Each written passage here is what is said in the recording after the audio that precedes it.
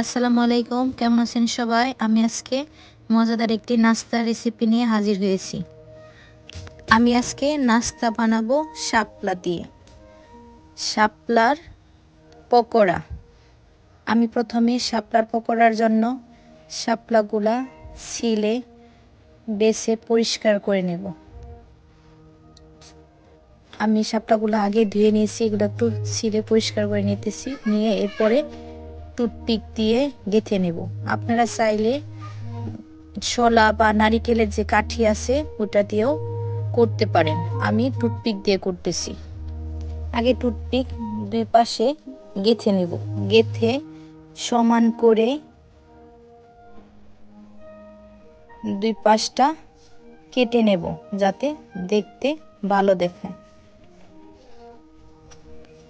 আমার মতো এভাবে বাসায় একবার বানিয়ে দেখেন, খেতে অনেক সুস্বাদু, অনেক মজা লাগে।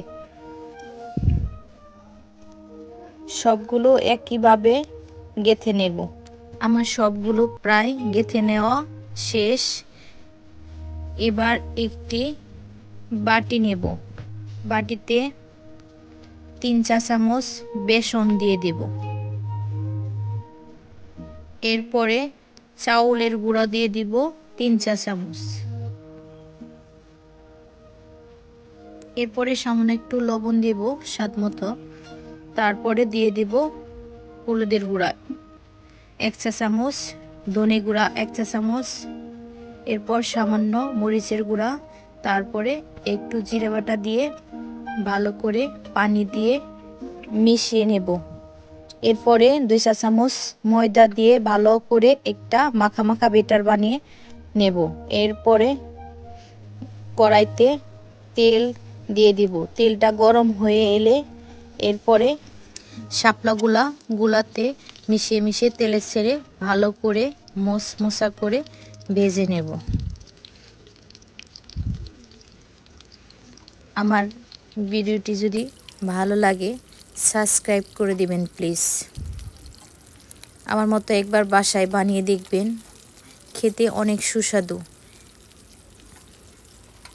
অনেক সহজ। এই নাস্তাটা আপনার খুবই তাড়াতাড়ি হয়ে যায়, একবার বাসায় বানিয়ে দেখবেন। আমার ভাজা প্রায় শেষ,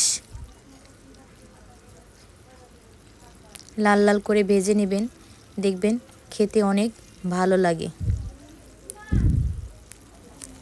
আমার পুরো ভিডিওটি যারা যারা দেখতেছেন তাদেরকে অনেক অনেক ধন্যবাদ। ভালো থাকবেন সবাই। আল্লাহ হাফেজ। আইরিন, এ না।